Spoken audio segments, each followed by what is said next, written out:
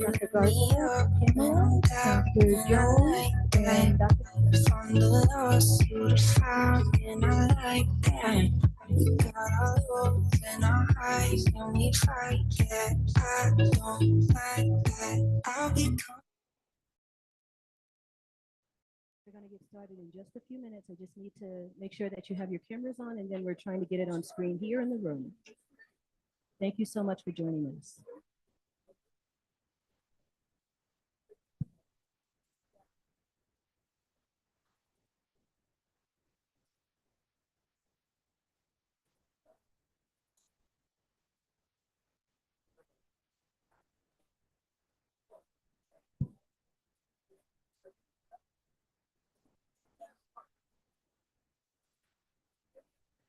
Christina Hastings.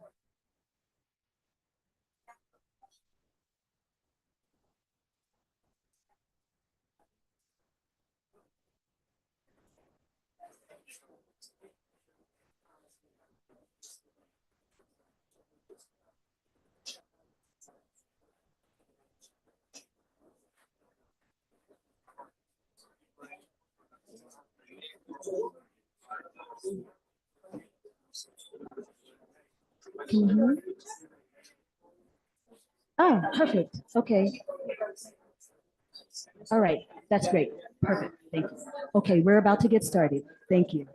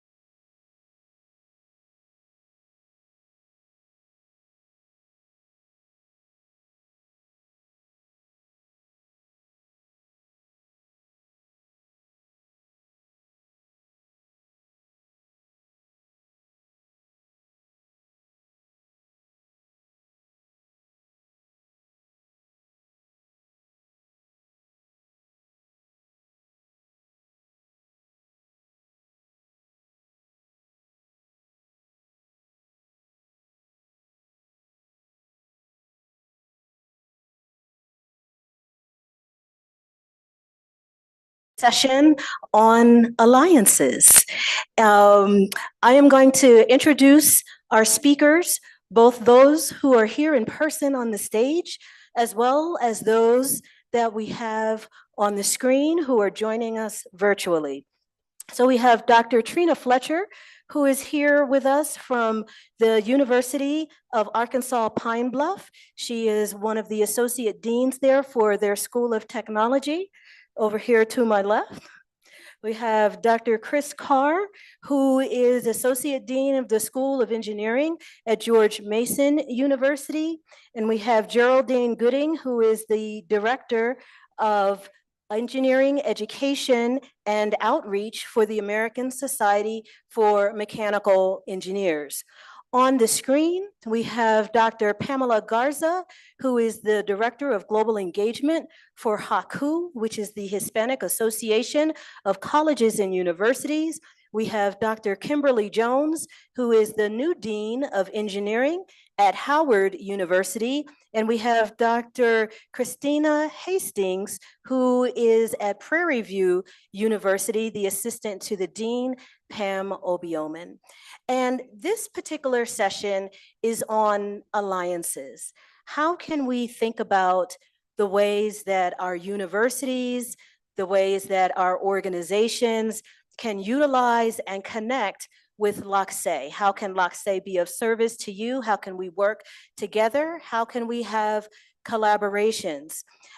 There are two papers that I don't have a slide for it, but there is a chapter in a new book called Academic Education in Leadership. And if you go to the LACCEI website and the program website, there is a link to this session that has links to those papers. It talks about models for engineers and how to think about international experiences for engineers.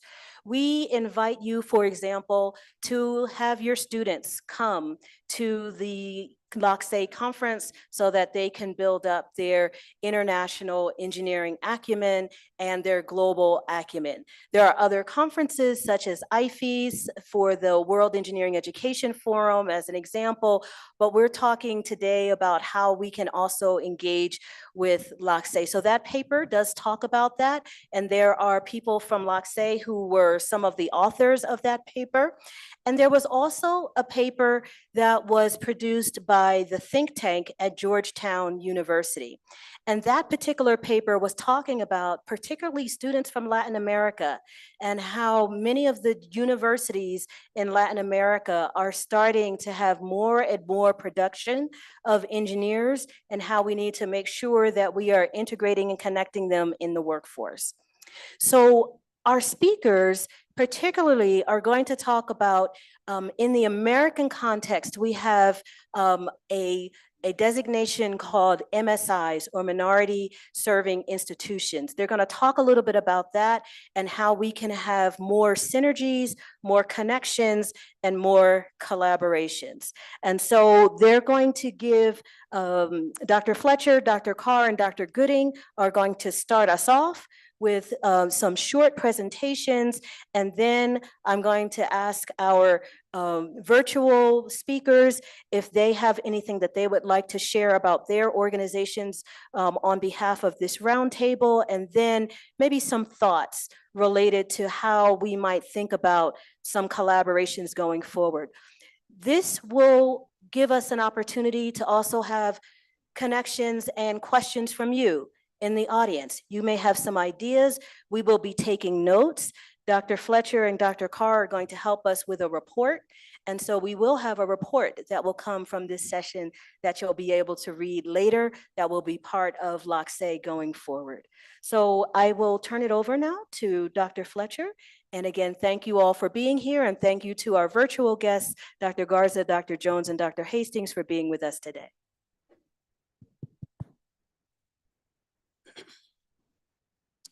Good afternoon, everyone, and thank you, Dr. Toll, for this invite to come down and talk to you all about historically Black colleges and universities that are housed in the United States. And I have a couple of slides, if we can pull those up.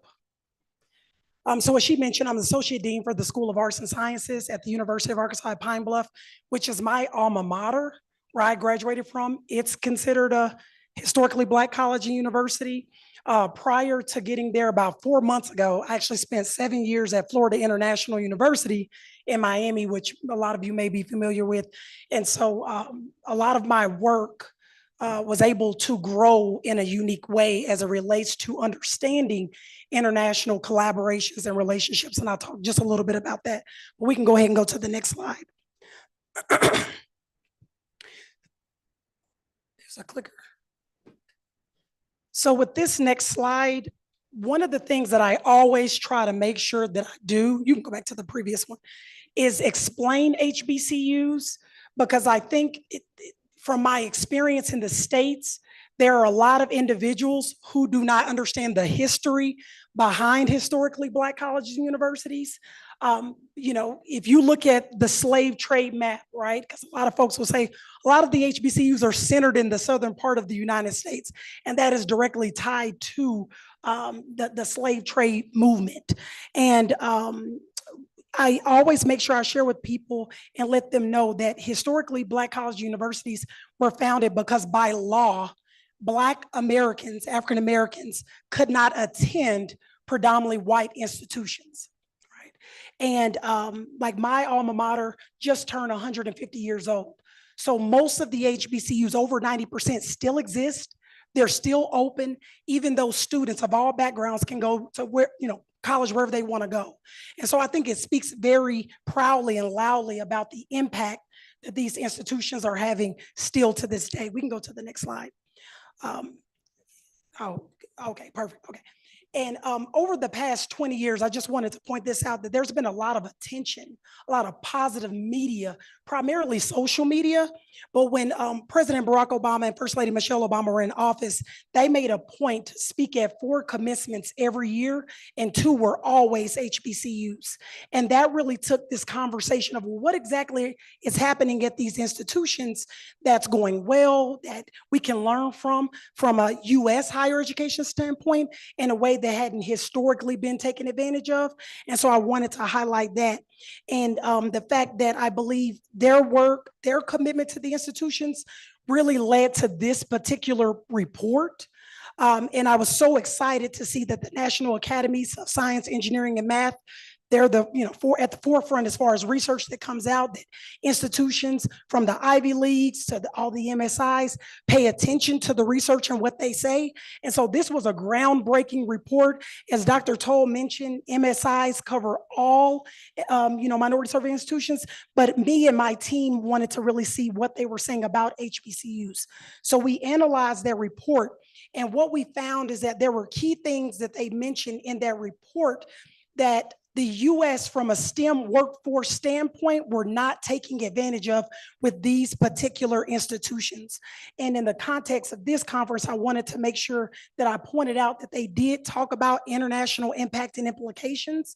And I believe that now more than ever, and I am going to watch what I say because of things that are going on in our country right now, but I think now more than ever, international collaborations, academically, study abroad, research grant opportunities, we really need to take that conversation to the next level. So I was told I only have 5 minutes, so I have a lot more slides and data and information, and I'm willing to share that with whoever would like to see that information. Thank you.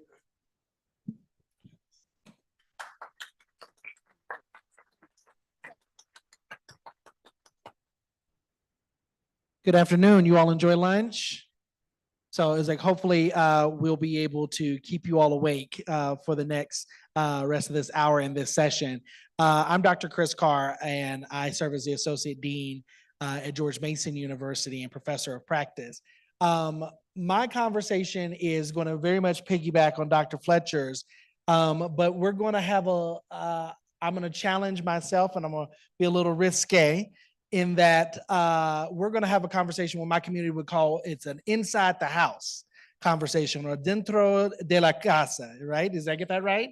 Okay, so inside the house, because it's like, I want to have a conversation as family, and what some of these things mean. So the first is that engineering education is experiencing a crisis of relevance. And that's because technical skills alone are not going to be enough for global leadership. So let's talk a little bit more about that. All right.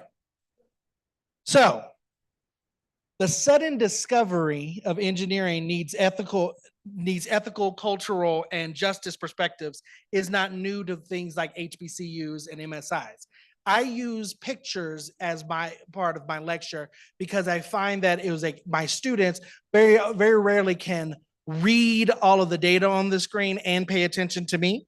And so we work on pictures to reinforce what we're talking about. But it's like, this picture here is talking about the fact that, we use this narrative that Columbus discovered America, right? It was like, but how can you discover something when there are people that are already there? Amen, right? So is like, the fact is that engineering education, particularly at HBCUs and minority serving institutions, has already focused on is like building in those social technical skills that are absolutely necessary for the global leadership development of is like the next generation, the rising generation of engineers. So it's like, what does that mean? So HBCUs and MSIs have always integrated community service, social justice, cultural competency into STEM education.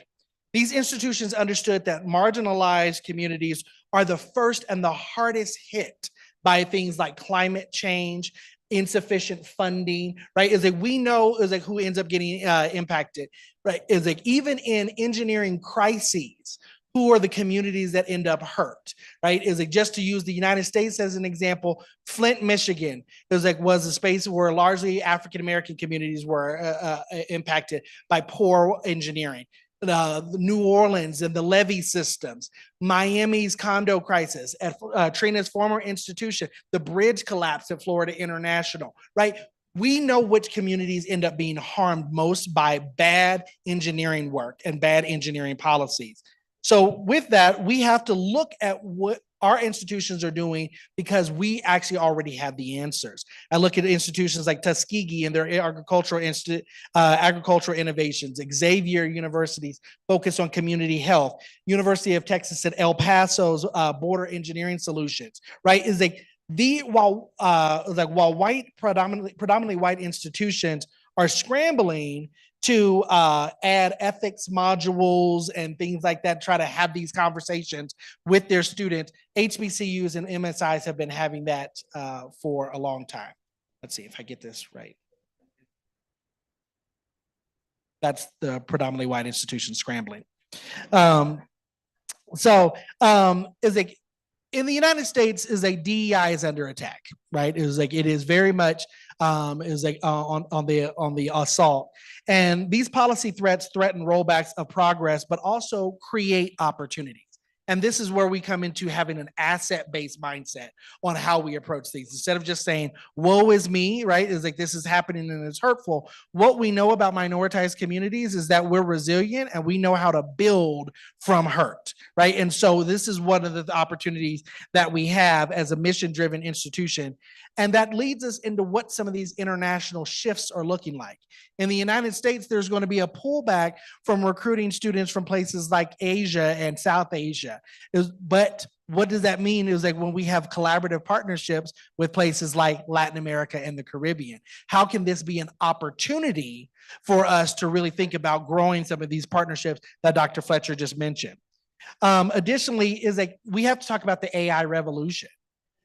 The fact is that AI is moving at breakneck speed, and is like we either will be subject to what happens to it, or we're going to be the people that actually frames how it moves.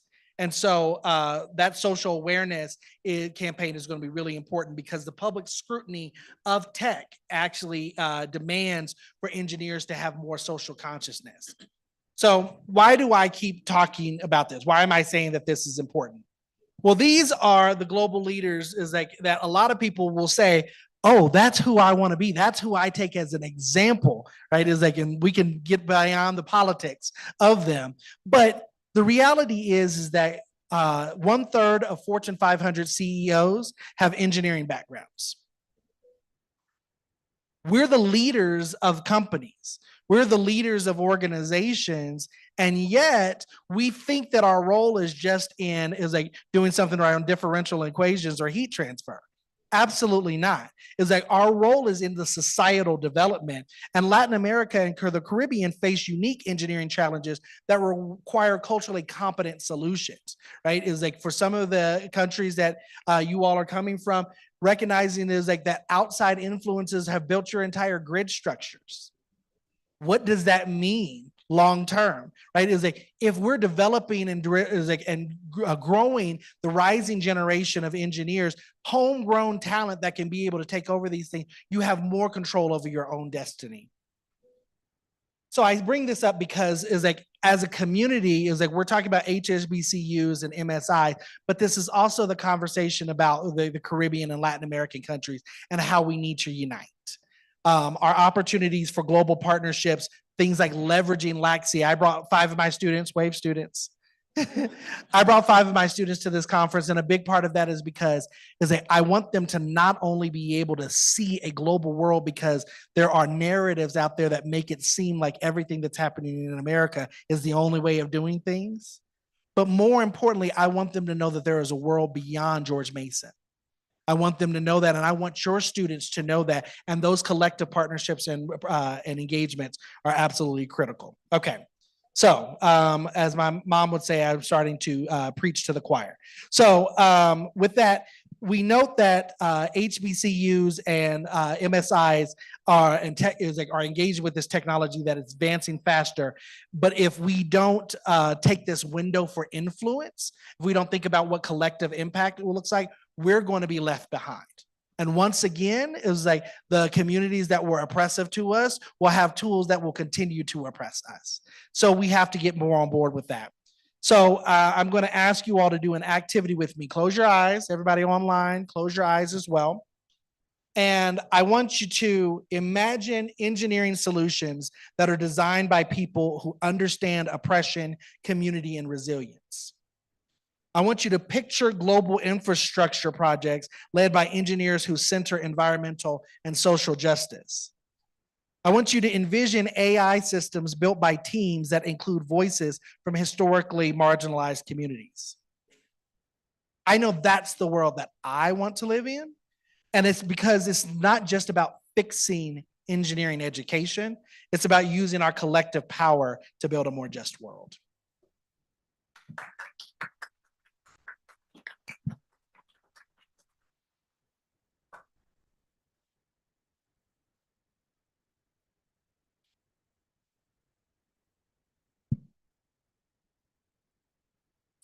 Good afternoon, everyone. All look good. It's the first day, so I know everyone still has quite a bit of energy. Do I have to press it for the?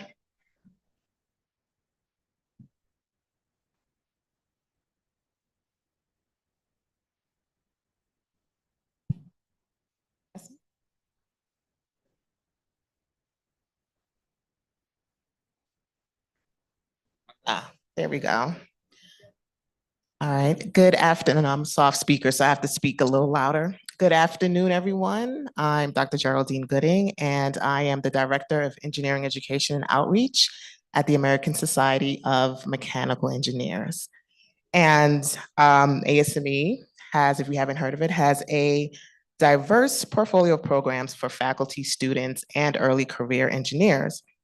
The Engineering Education Outreach Department, which I oversee alone, covers initiatives from kindergarten to career. So I just want to take just a bit of time to highlight how, as a professional engineering society, we have infused collaboration and partnership throughout our programs. And our goal is not to duplicate efforts. It's always to work with other organizations to see how we can amplify each other's resources and opportunities. And so these are just a few of the programs that we have at ASME, and I'll go talk a little bit about them. Okay, so who we are, the American Society of Mechanical Engineers is a 145-year-old global nonprofit organization, so we're pretty old. But we support mechanical engineers and multidisciplinary professionals across academia, industry, and government. And the programming that we do falls into education and professional development. That includes, oh, why is it? I'm not touching, oh, okay. It's like I wasn't touching it, I don't know what happened. That includes things like courses and workshops. We have technical standards and codes. So we produce the mechanical engineering codes that are used globally. And our mission in all of these things is to advance engineering for the benefit of humanity by enabling knowledge sharing, career development, and problem solving for global challenges like sustainable solutions, clean energy, and public safety. So some of the other things that we do are conferences, publications, student and early career support. We have innovation and impact initiatives, and I'll talk a little bit more about those programs that we do and how we collaborate with other societies, organizations to make these things happen. So in our K-12 space, what's really important in this goal is cultivating more engineers, and that includes exposure in the earliest stages. So in our K-12 STEM education, we have program collaboration with Discovery Education, which is an organization in the US, with their Career Connect platform. And on that, we partner to make sure that we connect with about 40,000 schools. So again, this is partnering with an organization that has access to the students. We have the resources, they have the students. So instead of us going and trying to duplicate what they're doing, we partnered with them to be able to reach a wider range of students. So this allows teachers to directly request virtual visits from us. And because the visits are virtual, we're able to reach schools not only in the US, but hopefully across the world. And one of our premier, it's very sensitive, I'm not pressing it. So one of our premier programs is called Drop Me In, and the Drop Me is mechanical engineering. So we drop in a mechanical engineering professional in the classroom to expose students to what it is to be a mechanical engineer. They talk about their career, how they got to where they are, and they do a hands-on activity within the classroom. And we've been able to do 80 of these type of events, virtual and some on-site, over the past year. And again, we collaborate with school districts to be able to accomplish this. We've reached, in this particular platform, over 2,000 K-12 students and exposing them to engineering. So we talk about mechanical engineering, but we're exposing them to engineering in general. So another program that we have, which again, we collaborate with, is our collegiate scholarship program. Through this program, we've actually been able to give out scholarships to, well, we'll have to change that a little bit this year, but underrepresented minorities within the engineering space. So in the past and currently, we've partnered with SHEP, the Society of Hispanic Professional Engineers, to make sure that we provide scholarships to our Hispanic students. And we've also partnered with OSTEM, which is a nonprofit that supports LGBTQ plus engineering students. So those are just two ways that we have partnered to be able to make sure that we are making the dream of an engineering education possible for as many people as possible. So in the last year, we've given almost $500,000 in scholarships to be able to make that happen for students. And about 50% of our scholarships go to underrepresented minorities. We also have graduate fellowships for those who are pursuing doctoral programs or doing teaching fellowships. And just a few other areas where we have collaboration and services of the engineering community is our mechanical engineering department heads, our mechanical engineering technology leaders, and each year we have a mechanical engineering education summit, which brings together ME leaders globally. So in this past year, we had representation, not just from the US, but we had people come in from Saudi Arabia, from the UK, and from Canada. So we're hoping that next year will actually be at Dr. Carr's University at George Mason. So we're hoping that we will have actually some more representation from our Latin American community. But in that, we're also looking to fully duplicate that community environment within the country. So maybe you don't have to travel to the US. We are looking at learning at what the needs are in specific countries because it's different than what our leaders in the United States are facing. So a new program that we've initiated is called Impact Me, and that's the inclusion, mentorship pathways, accessibility, community, and transformation in mechanical engineering. So this brings together all of our inclusive outreach efforts under one umbrella. That includes doing work with more minority serving institutions. So doing work with our HBCUs, our Hispanic serving institutions, and also connecting with tribal colleges and universities. And in that program, obviously we look for partnerships and collaborations on how we can better serve those students and faculty who are at HBCUs, who are at other minority serving institutions. And in that, we look to partner with institutions to go for funding to be able to make those programs even grow larger. So just to also point out, we have a heavy footprint in India. So we've done a lot of work over there in duplicating some of our efforts, some of the things that I've named. We have K-12 outreach there. We also support our ME leaders there. And we have a conference. So the conference that I mentioned that we're having at George Mason in March, we'll be having that in India in September. And We actually had one of our first international connections in Latin America. We did a session in Lima, Peru, and that was in November. So we did a K-12 activity with about 25 students. We connected with UTEC in Lima, and we also connected with our MET and ME faculty there to understand what their needs are so that we can also better serve the community there. So those are the things that we want to try to duplicate within the different countries, because we understand that what's happening in Lima might be different than what's happening in Brazil, might be different than what's happening in Venezuela. So it is our goal as a professional society to learn and understand how we can support you.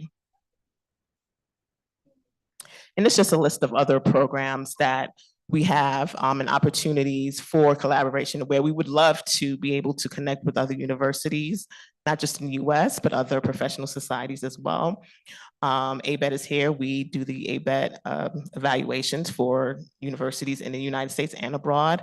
We have workforce development programs. We have apprenticeship programs. We have student competitions, drone competitions, human-powered vehicle competitions. We do micro-credentialing for students and faculty. We have a program called iShow where we provide seed funding for those who have a social impact startup that they are doing. And that could be whether it's here in the United States. We actually have iShow Kenya. We have an iShow in the United States. So we have them in different countries and look to expand that program as well. And one of our other premier programs is our Engineering for Change Fellows, and that's around sustainability, humanitarian engineering. And that allows our early career engineers to connect with organizations around the world that may not have the resources to hire a full-time engineer, but need that support. And just a little bit about our impact and of collaboration and partnerships. Because of that, we've been able to reach about 650,000 students since inception of the program. We've given out $3 million in scholarships. We've given out $1 million in capital awards for our iShow finalists. And we've done about 10,000 competitions. Again, not something that we did by ourselves, it's by collaboration and partnership. And we'd love for you to stay connected with us. I had some other things and I probably went over my time, but I just wanted to leave with this quote, and I'm sure all of you have heard about it. If you want to go fast, go alone. If you want to go further, let's go together. So I just want to leave you with that. And I look forward to continuing these conversations. And if anything here piques your interest, I'd love the opportunity to continue to talk to you about that through our time here at LACCEI. Thank you. Thank you very much, Dr. Gooding, Dr. Carr, and Dr. Fletcher. And if we can have our speakers who are virtual to be on the screen. Thank you. So thank you very much to the speakers who are here in the room, and for those who are on the screen. I would like to start with Dr. Garza. So Dr. Pamela Garza is from HACU, and Dr. Garza, I'd like to give you an opportunity if you'd like to share a little bit about HACU, and also what kinds of things do you think we can potentially do together to connect our students, our stakeholders, and how can LACCEI perhaps join HACU in being a global gateway? Anything you'd like to share, we're happy to hear from you, and thanks for being with us. Yeah, absolutely. Thank you for the invitation. Bienvenidos a todos. Buenas tardes. Yo soy Pamela Garza, soy la directora ejecutiva de nuestro Instituto de Enlace Global. It is a pleasure to be here, and I'm going to kind of go over what HACU is, and then also how we could possibly collaborate, as I know we have several different people here. And to give a little bit of context, as our previous speakers have talked about HBCUs, I'd like to talk about what Hispanic serving institutions are in the United States. So HACU, our mission was created in 1986 to champion Hispanic success in higher education. We are an association of over 500 colleges and universities in the United States, Latin America, the Caribbean, and Spain. What we are looking at when it comes to the HSI designation is that means that that institution serves at least 25% of full-time enrolled students that come from a Hispanic origin. Now, with that being said, there are over 625 HSIs in the United States, and what HACU is also designated, as well as Excelencia, over 400 emerging HSIs. That means that they have anything between 14 to 24.9% of Hispanic population. And so HSIs like HBCUs are considered a minority serving institution. And so, as you can imagine, the largest amount of institutions come in California, the Southwest region, Texas, Illinois, New York, Florida, New Jersey. And so, with that being said, some of our key programs that we do is federal advocacy. We work with giving programs, scholarships, internships, as well as conferences and events in order to go ahead and promote more collaboration between our United States HSIs as well as our Latin American and Spain counterparts. With that being said, as I'm sure many of y'all know, some of the challenges Hispanics are facing here in the United States is that it's expected that we're supposed to be 78% of the net new workers by 2030. That's 35.9 million Hispanics in the United States. In California right now, in the K through 12 system, 56% of the student population is Hispanic. That means those students will be entering into the college or university arena here in the next few years, and our institutions need to be prepared and culturally responsive to work with these types of student populations. Yet right now, the STEM education and professions are at 8%. Physicians and surgeons are at 7%, and computer and IT is only at 8%. This is an issue that we're seeing, and we received it from the Pew Research Center back in 2023. That is an item that we're trying to go ahead and help build out to whether students are having their collaboration, study abroad, or exchange programs with our counterparts in order to become more versed in a bilingual and bicultural environment, because that is what the United States is going to be and continue. Now, one of the items that we also have is that HACU has been designated into 8 different institutes. 2 of the 8 that I think many could go ahead and participate in is our Institute of Global Engagement, where we are working with different types of institutions as well as governments within Latin America to help create exchange programs, student and faculty mobility, as well as different types of scholarship programs in order to go ahead and facilitate study abroad or other types of research and collaboration. Another area is we do have our Institute for STEM, where we have our Look Good X program that is being facilitated, as well as other types of STEM programming and professional development and leadership. One of the items that we do offer our members, both national and international, is the ability to go through our La Academia de Liderazgo, which is for faculty or researchers who are wishing to move into administration, to be able to earn the type of background and education and training to come into a vice president or presidency role. This initiative was created because currently in the United States, less than 4% of university colleges and presidents are Hispanic. Yet we're seeing that there is a growth in the minority serving institutions, and our administration is not reflecting the student population. So with that being said, I know we're short on time. I mentioned our Faculty Mobility Alliance program. Now, this is a visiting scholar program that HACU is starting, and it can be between national to national collaboration or international to national. Currently, right now, these can be short-term visiting programs, 1 semester or full academic year. Some of these positions don't have to be paid. Many people on sabbatical, we're trying to go ahead and bring people together. Or if you have a specific lab or other types of equipment that many people might covet, that would also be a great way to entice and do an exchange program. Currently, right now, we do have a position that's available at Hostas Community College for a visiting faculty for this fall in biology specifically. I have that information available, and if you're interested, please feel free to reach out to me at my email, which is global@hacu.net. And then also another area where we do have quite a bit of collaboration and professional development that continues to move forward is at our events and conferences. So our annual conference happens in November. It'll be in Colorado this year. We also, if you're interested in learning more about how HACU works in advocacy, in doing our different campaigns, working with different governments, not just in DC, but as well within Latin America, please feel free to come. That's typically at the end of April.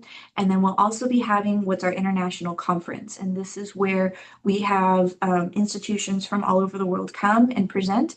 It is similar to LACCEI, to where it is bilingual and bicultural, to go ahead and help build those types of relationships and continue to move forward. One of the items that we also are currently looking at for student mobility is helping to provide scholarships in English language proficiency, as well as helping, as you saw, our K through 12 system is having a large Hispanic growth. We're also looking at bringing in J1 professionals under the teacher certification area in order for them to teach in STEM areas. So if your students who have an engineering or science background, will be processing those applications next year in order to help place them in school districts here in the United States. So again, one of the items is becoming a member with HACU. If you're currently a member, fantastic. There are several different benefits that you can have. Or if you're not a member, please feel free to reach out. And so that way we can help connect you with several of our network partners, as they do provide different types of opportunities, and we're able to help create those different types of collaborations. I thank you for your time. Have a great afternoon, and I'm open to any questions. Thank you very much, Dr. Garza. We're going to wait for questions in a few minutes after we have our other speakers. Thank you so much. LACCEI was able to go to your international conference in Costa Rica this year, and also in Spain last year. So we are really happy to have this connection. Thank you so very, very much. We're going to ask Dr. Hastings, who is representing Dr. Pam Obioman from Prairie View University, if there are any things that she would like to share related to Prairie View, and maybe some ways to, in the future, connect with LACCEI. Good afternoon. So I want to give you Dr. Obioman's welcome and thanks for invitation to this event. So Prairie View is a 9,000 student population university located in Prairie View, Texas. It was originally built on Alta Vista Plantation in 1876, and we are continuing to grow every year. We also have an international student services at Prairie View A&M. Most of our students are from China, Africa, as well as we have a large Latin American population. We work with SHEP, and we're happy to have you come here someday.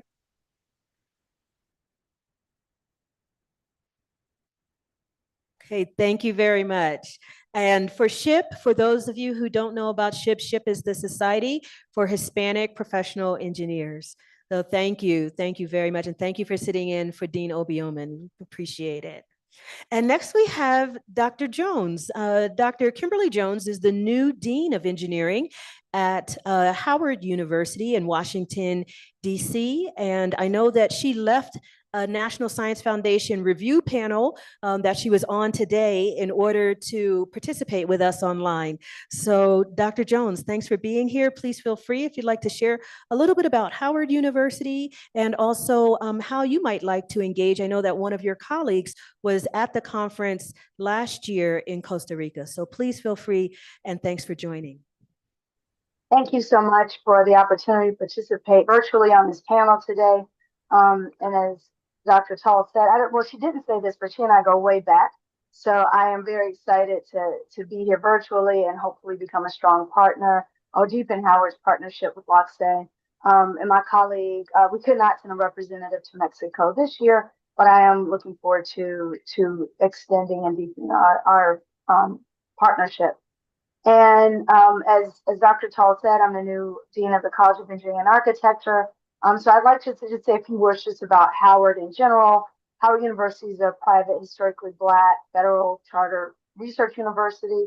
We're chartered in 1867 and we're located in Washington, D.C. We're excited to say as of March of this year, we're classified as R1, which means we're a research intensive university. And that designation really means that our level of research is very, very high, which gives us, kind of an added amount of, pressure, but also access to some other resources to strengthen our research, our innovation, and entrepreneurship among our faculty and our students. Howard is comprehensive. We have 14 schools and colleges, so have everything from arts and sciences, engineering and architecture, computer science, law, pharmacy, medicine, fine arts. The National Science Foundation has ranked Howard as a top producer of African American undergraduates who go on later to earn science and engineering doctoral degrees. So our students tend to go on and get higher degrees when they leave Howard, or they stay at Howard and do that. We have more than 12,000 undergraduate and graduate students at Howard. And although we're located in the US, we're a very global institution. Our faculty and students are engaged in collaborative research. We have partners in Africa, Latin America, Europe, on topics such as clean water access. I'm an environmental engineer by training, so we do a lot of projects on just global water quality, but also renewable energy, climate adaptation, smart infrastructure, and a number of other research areas. And Dr. Tull told me this panel was about alliances. So I do want to just focus on a few ways that Howard and LACCEI are aligned, and I think we can deepen our partnership. So I do think Howard and LACCEI share a commitment to inclusive excellence, empowering underrepresented groups in engineering. Howard is very much focused on creating an equitable, globally competent technical workforce. And so I think there's synergy in collaborating on things like joint research, faculty exchange programs, student mobility and exchange programs that focus on things like equity, access, societal impact, social justice, and societal impact. Those are priorities for our student body, whether or not they're interested in engineering, medicine, law, et cetera. But particularly our engineering students are committed to figuring out how they can expand access, equity across the globe. And so I do think LACCEI's focus on Latin American and Caribbean will complement this mission and offer a platform for maybe cross-cultural exchanges and shared learning for our students.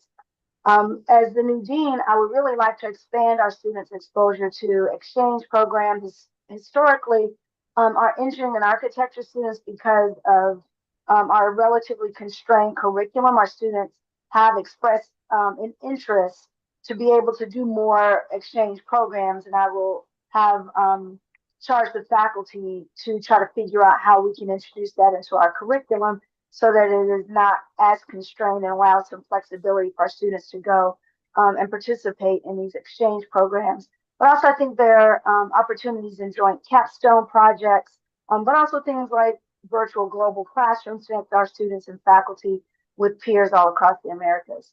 I think really focusing on engineering education, we have been trying to, our engineering and architecture faculty have been actively trying to reimagine the curriculum and integrate things like experiential learning, global design challenges, AI competency, innovation, and entrepreneurship into our curriculum. We have faculty who are developing different course modules that are culturally responsive, include community engaged learning and education, upskilling, focus on workforce development, and capstone collaborations with institutions across the world. And so we would be happy to partner with LACCEI on some of those efforts. Also just thinking about faculty development incentives that we have or that we will have to really expand our faculty's engagement in engineering pedagogy to include, again, technically and culturally relevant modules and inclusive teaching practices. So I think our faculty could benefit from collaboration with LACCEI on maybe region-specific engineering challenge and solutions to expose our students to. For example, we have a really strong Engineers Without Borders chapter. It's one of our largest student organizations in engineering. They go to different parts of the world. They partner on projects on water quality, sustainable design. And our college does support our students participating on international design and build and research programs. We have a service learning trip focused on sustainable development in different communities abroad. And so in short, I would say I'd be happy to advance our partnership and extend our partnership. And would be happy. Unfortunately, I do have to, as Dr. Tull said, I'm coming here from another panel. I only got an hour to leave and come here, so I will have to leave shortly after my remarks. But I'm very interested in extending, expanding our partnership. And I will touch base with Dr. Tull in case there are any questions that come up during the panel discussion. And I will get that through her to you all because I'm very interested in expanding our partnership. Thank you. Thank you very much. Thank you to Dr. Jones, Dr. Hastings, Dr. Garza. And you mentioned entrepreneurship. So I want to make sure that everyone in the audience knows, both those who are here in Mexico with us in the room, as well as those who are online. We have about 1,200 people who are joining us online throughout the conference, through the Agora platform. We have a conference coming up hybrid in Cartagena on entrepreneurship. That is our layered conference. It's leadership, entrepreneurship, innovation. We talk about research and development. That's going to be in Cartagena, Colombia, December 1st through 3rd. So for our folks online, if you weren't able to come to Mexico City, we invite you to think about December in Cartagena, and we can have another session like this. We can have an opportunity to have some more discussion. Those of you who are here in the audience with us, you are welcome to join us there as well. So let's open it up to the members in our audience. Any thoughts related to your either university, institution, organization, how you're thinking about alliances and ways that we can continue to connect, to do things in a stronger way related to making sure that LACCEI is a global gateway, a way to connect with you. What kinds of things would you like for us to think about? How can your institution or organization engage? I know that we have people who are in the audience from, I see Colombia and Mexico, Ecuador. Our IFES chair is here. I know Dr. Haile is here and Dr. Park and others. They're from VCU. Dr. Hamadou is here from Canada. I see Dr. Sarta here also. So I'd like to leave it to you. We can give you the microphone. What ideas do you have? What kinds of thoughts do you have related to how we can work on collaborations and alliances and make it stronger, and we can be better as an organization to continue to grow? Yes, Dr. Paredes. I'm sorry, I don't have a person in the audience for this. Okay, I can help. I can help.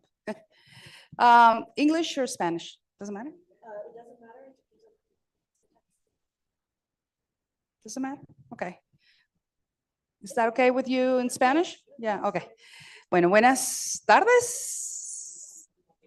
English, okay, that doesn't matter. I can do that. My name is Cecilia Paredes. Actually past president of LACCEI, so I'm very honored to be here and reconnect with LACCEI. Thank you very much. So first of all, thank you for all your sharing, super inspiring. As I was taking a lot of pictures and I was sending it back home because a lot of the things you do, there's things that everybody else is also thinking or doing, and I got inspired by some of the initiatives. So I come from ESPOL, which is in Guayaquil, Ecuador. And we found a lot of our initiatives and collaborative things that we've done here in LACCEI. This is what it means a lot. So today, I'm coming with my hat of VP of Strategic Alliances in a network recently created for presidents of university for sustainability. And I thought it was a good idea for me to speak to you because it's important that more universities from the top from the very top president of the universities commit, not just to the SDGs, but just to collaborate and to all of us in our way, in our square meter, work for a better world. And what better place to start that in education and in sharing the things that we do. So as a VP of Strategic Alliances and from this network from UNESCO, we're very much interested on involving more universities that have not started or just initiated to try to be beacons for sustainability in the world. If we put together, I think it's more than 15,000 universities, how many in the world, how many students can we excite, how many things we can create to make a difference, to create value. And that's the goal for UNESCO. We are having some initiatives there that we can share. I've seen the track. Actually, I'm going to try to talk to the leader of the track for sustainability. But what UNESCO is sharing today, we have a course for presidents. It has to be the president that has to commit to this course. And this course, it's a reflection of what to do in terms of the university to work on sustainable goals and initiatives, but also it ends up with a project that has to be implemented. And after that, for 6 months, we have a mentor that help the presidents put together or make it happen. The plan that it was presented to finish the course. So we have to do work. We have to think of what we're doing, and then we are mentored along 6 months to put in place this initiative. And we have, several things under this umbrella, but this is the one thing that perhaps we can share. We can invite more presidents of universities that are here in LACCEI to join this. It's free. As long as you do the work, it's free. But we also providing from the UNESCO website, we are providing best practices. We're providing a network to help and to promote the very much idea that we have here at LACCEI anyway. So it's to collaborate, sum up, and learn from each other. So I just wanted to leave this with you guys. Thank you. Thank you very much for that. And I don't think that Dr. Paredes mentioned that she is La Directora de ESPOL. She is the president of ESPOL. And so thank you very, very much. Others, Dr. Luis Manuel, did you want to say anything? Oh, Dr. Hamadou, yes, from Canada. And please introduce yourself also.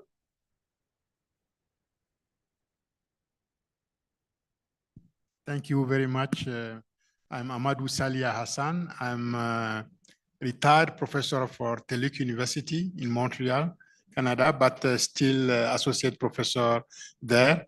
And also I'm lucky to be also associate professor at Florida Atlantic University, working with Maria and her students. Since I heard you call me, I want just to share something from Canada, a program called Emerging Leaders in America's program. It is a Canadian program where the Emerging Leaders in America's program it is called ELAP, E-L-A-P. Provide opportunity for Canadian post-secondary institution to host students from Latin America and Caribbean. So I was lucky to get for many years, many students from Latin America, most of them from Brazil, to apply and come to work with us in my lab on online laboratories and cyber physical systems. So we work together also with Maria so we have many of them know that are now leaders of Americas and also leaders of the world, because some of them, after they spend sometimes in our lab, mine and my colleagues in other universities, they went back get their degrees, and then sometimes they pursue their studies. Some are now in France and many countries doing PhD and they finish. So this is something to that I just want to share with you that can be interesting. The program is called ELAP. The program is called ELAP, ELAP, Emerging Leaders of America. Thank you. Thank you very much for sharing that information from Canada. Dr. Luis Manuel from Spain.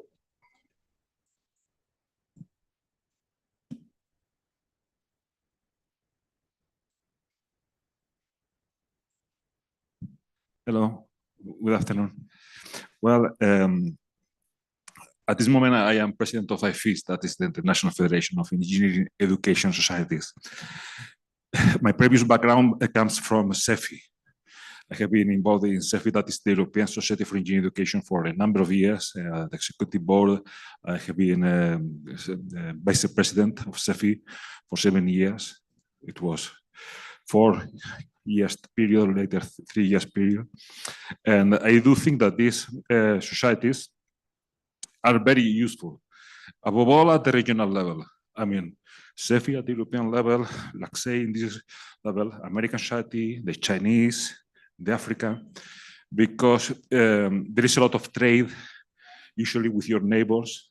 So it is very important that the engineers do know about the other countries, if possible, that the degrees are recognized and people can move really, because at the beginning in Europe, when you made the European Union, well, you could, people could move, the goods could move, but the degrees could not move.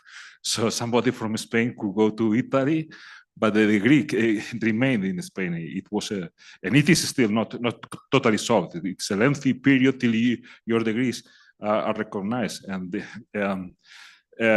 it's when there is so much trading, sometimes the regulation from one country to another country change, and either you have got to speak with another engineer, with another colleague. So and sometimes, well, you can smooth this process if there is a collaboration between universities and you learn from each other. And this, so that means for me, these societies should be very strong regionally, because it's where they have got their main influence. Then we can make also agreements between different societies, and that is good because gives you an opportunity, well, to have links, and sometimes there are opportunities, sometimes for projects, and then you want to get a partner from another part of the world, and then it's very important to have a contact to be able to collaborate and to do things. Just yesterday, well, I learned from a university that in one of the projects that we had applied that in the European Union, we had got two. One was between 3 European countries and Mongolia, and another one was the Caribbean region, and it's involving Mexico, Colombia, and Dominican Republic. But so that means that if you have got the links, the contacts, you cooperate, then it's much easier to find partners, because when you get some project that is funded, sometimes it's the perfect reason, excuse, and obligation to do things and fast, because you have got deadlines that you must comply and to follow. So that means that to find forums, well, like it can be the IFES, it's the International Federation of Engineering Education Societies. In fact, this year we are trying to have an International Federation of Engineering Societies forum for the first time. Renata is very much involved there with Stephen Gogg, that he comes from the Australasian Society for Engineering Education, and it is going to be interesting. It's the first time. So I hope that is something that is very much needed, because that will be a forum where the societies will be able to talk and to share and to learn and to know from each other. So it's very, very useful. And I really envy you, well, and also the ones that were on the screen about your commitment, effort, and really well doing, and because you give a lot of grants and really take care of the minorities. Well, that sometimes people do need a small push to be able to cope with the rest of the people, because they don't start from the same point. So that is very much useful. Well, and that's it. Okay, thank you.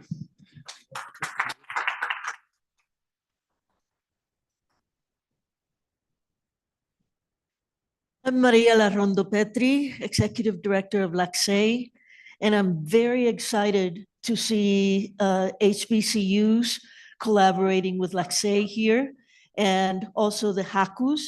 And we hope to also engage the rival colleges in the north part of the Americas. And looking at the problems that the United States and other parts of the world are having with changing priorities of financing. So we're seeing a change from finances that will impact climate change or help impact climate change. We're seeing a change in priorities, deprioritizing the Sustainable Development Goals of the United Nations, and also accessibility and equity and ethics in education. And I think we have to form an extremely quick and effective alliance. I was looking into the R1 institutions, and I believe there's 20 of them with HACU and HBCU standing. I think we need to form an alliance, look at grants that impact other, the resources will come from a variety of places. LACCEI opened a foundation in Colombia. We have our headquarters in Florida, which restricts us a little bit.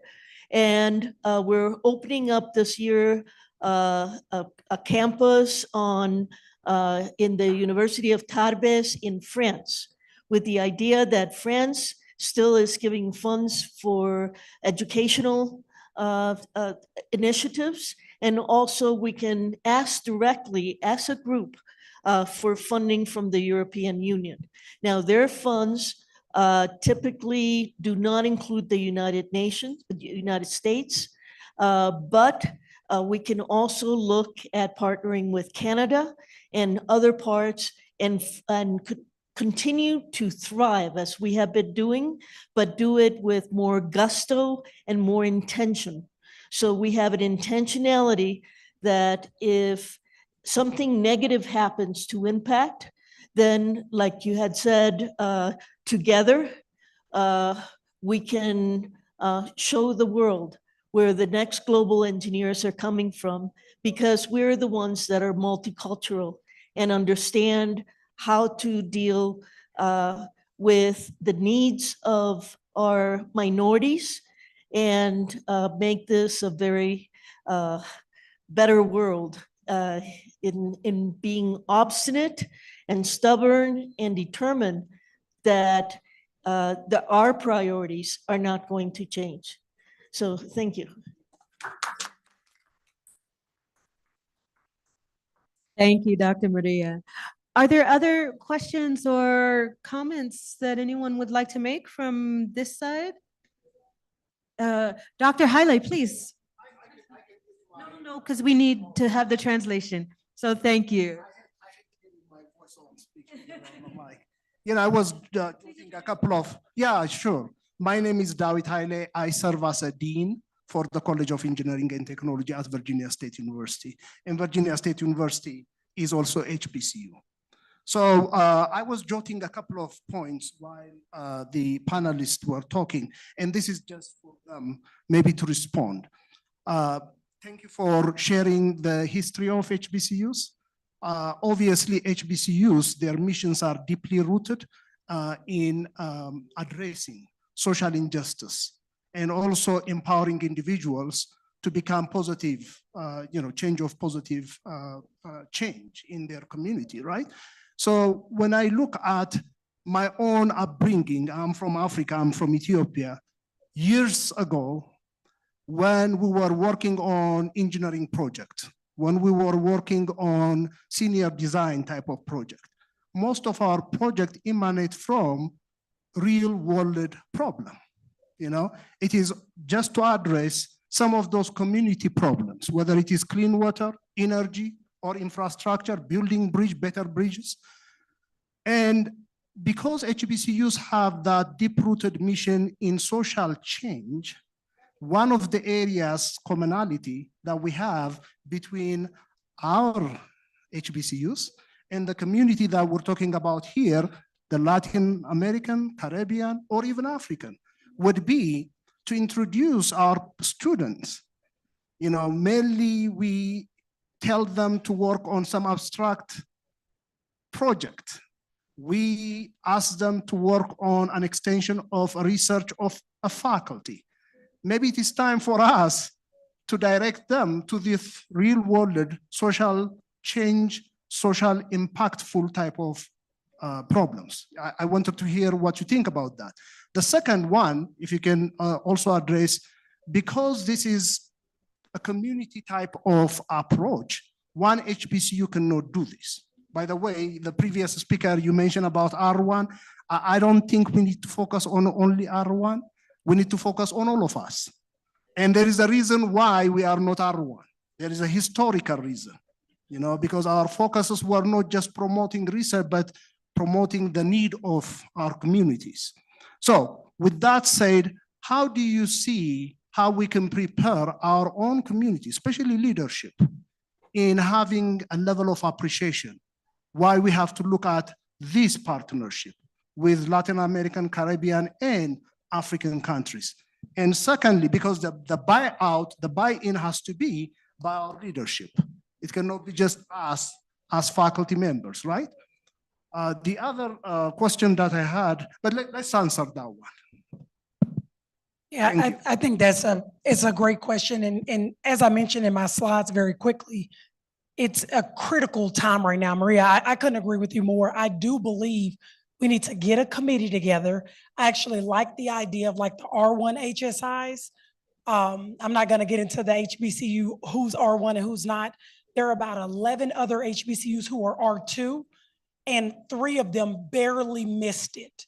North Carolina A&T, Morgan State, and the other one is missing me, but even Prairie View, I know they're somebody from their days. Yeah, FAMU. There were several who barely missed it. I think that getting this committee together to have this conversation and discuss some of the things that have been mentioned is critical right now. I really do think we need to make that happen before the year is out, because what's happening right now, we're only about 7 months in to this administration. And we're talking about financial aid being impacted, like I said, with the policies and the research and the lack of focus around sustainability goals and our disconnect between what we've said globally with our partners we were going to make a priority, that's not a priority. I think there's so many topics that need to be discussed amongst a group that will be the group that we don't realize is the group we're collaborating with moving forward. Historically, a lot of HBCUs, when it comes to senior projects, work with certain US companies, will collaborate with certain institutions, like Virginia State may collaborate with Virginia Tech. We are now seeing, I'm on a pending grant right now with Harvard University. We know that grant is not going to get funded, right? They're scrambling just to figure out how to keep their employees on board who are funded by grants. We have to take a 180 turn that we haven't seen in our lifetimes that we need to take. And so I couldn't agree with you more that now is the time that we get those group of leaders together, start to have those conversations and figure it out. The one thing that I will say without mentioning any names is that I've talked to about 7 NSF program officers who I believe will still be there given the budget changes that are taking place, who are ready for us to submit a proposal to bring this group together and figure out how to word it, but get that initial seed funding to figure out how we regroup for our leaders. Let me throw this out there too. A lot of, well, I don't want to speak for HSIs, but a lot of the HBCU leaders, from presidents down to executive cabinets and deans, are working no less than 70, 80 hours a week. They are swamped. Everybody is swamped, and we get pulled in so many different directions to help on so many different things. So when I say that now is a critical time for us to come together to figure this out, it is vital, it is critical, and I really do hope we can all come together and make it happen.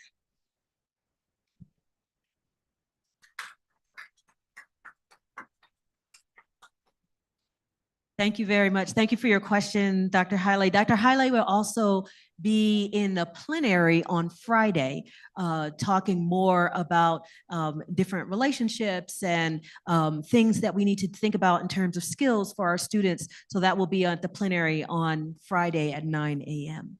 Are there other questions? Are there any questions from online by any chance? I don't want to forget from online. Okay, we're good then. All right. Any others from the audience or questions or I don't know if our speakers online, Dr. Garza, I know Dr. Jones had to go, Prairie View, if they had anything else that they wanted to share. Yes, if I could, Dr. Knoll. Did I hear a yes? Yes. Yes, Dr. Garza, please. Yes, thank you. 100% agree with what was just mentioned, to go ahead and discuss the question of what is it that we need to do currently with the state of what's happening in the US and how it's affecting us globally. When it comes to also HSIs and R1 and R2 funding, it is something very difficult. And also that goes to historical preferences, how that's been happening, and the different types of demographics that MSIs are having to go ahead and work with in their student population, right? Most MSIs are higher percentage of first generation college students, come from Pell eligible, which is a lower socioeconomic background, right? They're typically commuters, and they're also having to work in order to go ahead and help provide for their families, right? They've either full-time or doing some sort of side hustle as they're working in that area. And as we know, in several Latin American and Caribbean countries, that is the same population that are currently going through your institutions as well. And so with that being said, many HSIs and what they're trying to do, and it has to come, and I agree, it has to come from the president or vice president level in order to make these types of decisions, but creating programming that one is going to support the student population, but also put a preference in sustainability as well as international mobility. They need to be able to state, okay, our students probably cannot afford not either financially or time resource in order to leave for a full semester study abroad program or to work on a project abroad for that amount of time. So how can we integrate a COIL mentality, right, into doing that, to where there might be, instead of a month or 3-month trip, it would be a 2-week program to that specific country and doing an experiential learning project. So for instance, one of our members has received quite a bit of an endowment. And that is something that now I think, as we talked about an asset-based mentality and changing and adapting, is looking for those types of funding, either from private sources or corporate sources, to help move in that capacity. And to be able to say, hey, we're gonna do a specific engineering project in Argentina, right? And that's what that organization did. They did an experiential learning program for 2 weeks on site in Argentina, right? And that helped give them both the experience for both that country as well as the student population to open their mentality. And for many of those students, that was the first time on a plane. They had to go ahead and learn how to get their passport application, right? So there are so many different things that go into having to be able to move during this time. And then also, I'm sure many of y'all know, many MSIs had quite a bit of funding from USAID, right? A lot of the engineering projects, we were on a panel last year at the Mission Directors Conference in DC last year for them. And HBCUs were very heavily present in the work they were doing in Latin America, in Africa, in their STEM types of programming. Same with HSIs. That funding has now transitioned, but these projects still need to continue, right? And how can we continue that type of work and find and be savvy in order to be able to make those connections? And so I just wanted to add a little bit of that information. Thank you. Thank you very much, Dr. Garza. Appreciate that very, very much. Dr. Carr, you had some comments, and we'll start to wrap up and make these our closing comments, so please go right ahead. Yeah, first is like to Dr. Garza, is like, I think again, that comment around the asset-based thinking is like, what can we use as our opportunities?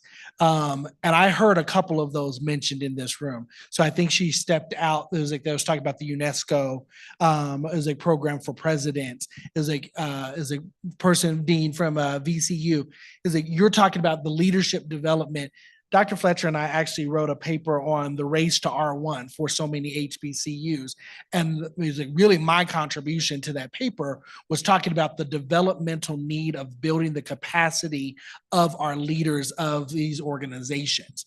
And as like, and Dr. Fletcher again noted, it was like how much pressure they're under because they're so often asked to do more with less. I'm sure so many of us know that is like mantra in our lives. So the challenge I think that we have is a both and approach. So I know everybody was saying, let's talk about the presidents is like and the senior leadership. I also think that we need to be pushing from the other side, which is from the student side. Is like, and talking about this from a rising generation perspective, is like the reality is that Generation Z as a generation is pushing for change. They have the expectation for it. They're coming into the classroom and saying, no, you're not giving me real world examples. So why am I paying this tuition? Right? Is like, so the conversation can shift if we also think about it is like from how we're empowering our students. It was like to be able to speak up, and students do push and can create institutional change. I've seen it back in 2015 when there were a lot of racial tension uprisings in the United States. It was like there were multiple institutions that ended up having to transition their entire leadership teams because of student protests, right? Students is like, now while there is backlash against the way that students are showing up and organizing, it was like in the United States at this time, that doesn't mean that we can't use as like our examples or our global partners for some of these things. So somebody mentioned the partnership in Argentina. We can say, hey, we want to make sure that there are going to be global real world examples. So is like, let's talk about that is like in certain these countries and creating these partnerships and these alliances in that space. We want to say, hey, we want to talk about visiting faculty opportunities is like the new dean at Howard just recently stole one of our faculty from George Mason to be their department chair for civil engineering. But it came from Howard offering the opportunity for that faculty member to be a visiting faculty fellow, right? Is like we can do that. And we often see it, I think, in reverse, where we run to places like Europe. It was like, or we run to places like the United States, instead of actually saying that there are assets in our countries, there are assets in our nations. It was like where you could learn from us. It was like we can learn from you and collectively create more partnership, because that's how it actually starts and is facilitated, is that we open the door. I was able to create a partnership with someone from Monterey Technologico because it was like I met them at a conference and we realized that our research interests align. That's where the partnership began. But the only reason why I actually got to meet them is because they came to an international conference talking about societal issues. So is exposing more of our folks to it instead of sitting in the silos that we often find ourselves sitting in is I think is going to be one of the important things that help us move forward.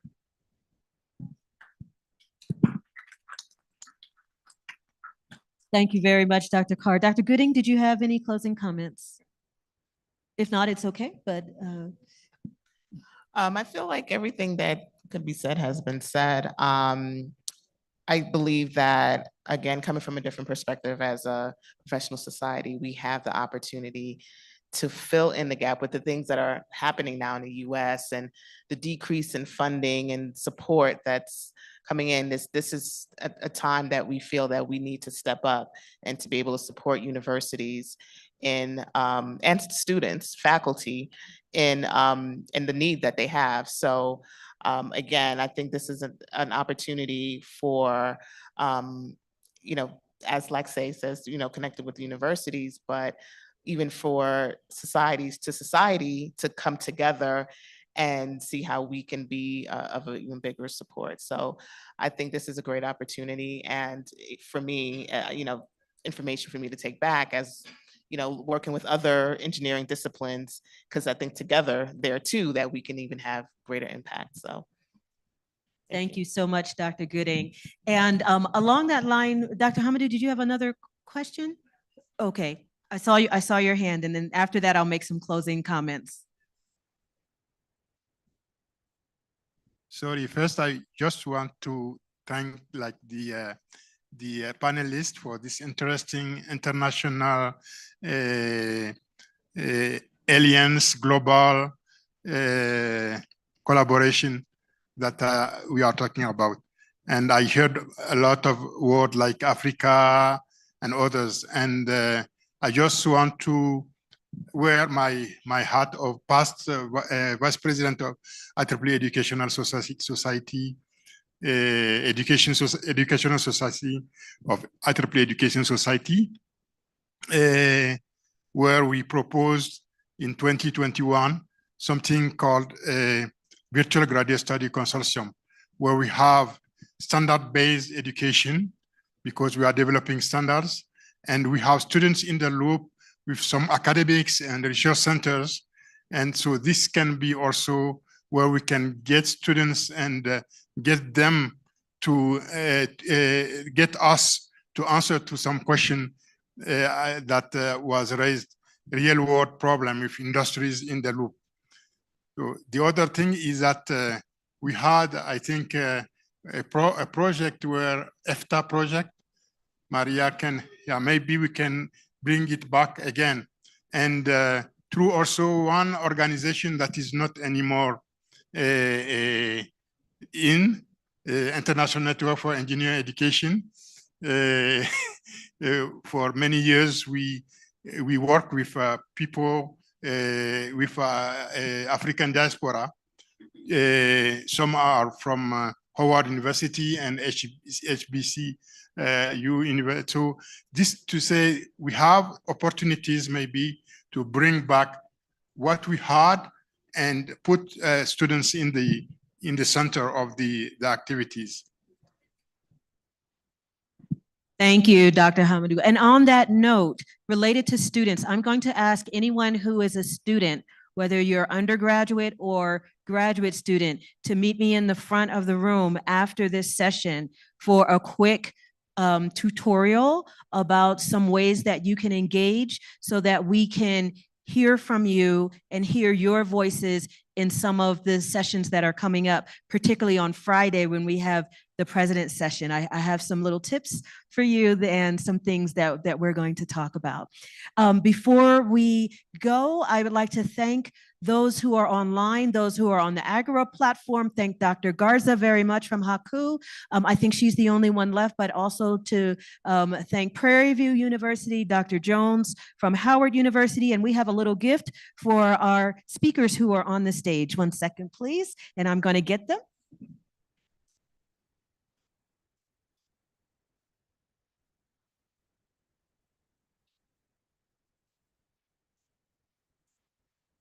I'm going to ask them to come up and receive a gift. These are from the local artisans based on the art of Pedro Linares from Mexico, who had, when he was sick, I understand the story goes, he had fantastic dreams about about animals and different colors. And then when he was being healed and got well, then he started to draw them and later began to paint them. And so some of the animals are combinations of animals. They have different colors. And I forgot the name, abriges, alabrijes, alabrijes, alabrijes. Thank you. If I didn't say it right, I'm going to keep on trying. But each of our speakers today spending their time and resources and their knowledge and expertise, we thank you so much for being here. Dr. Fletcher, if you can come and get yours. Thank you very much, Dr. Fletcher. Dr. Carr, if you can come and get yours. And they each say LACCEI 2025 Mexico.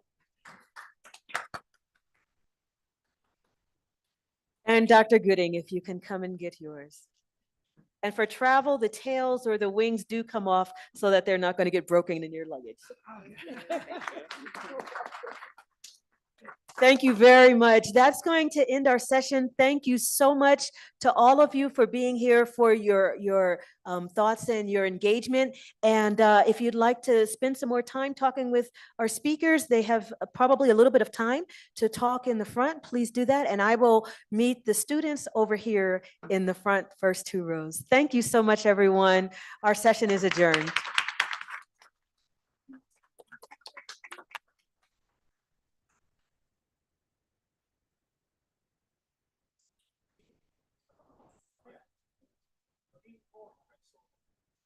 Oh, yeah, of course.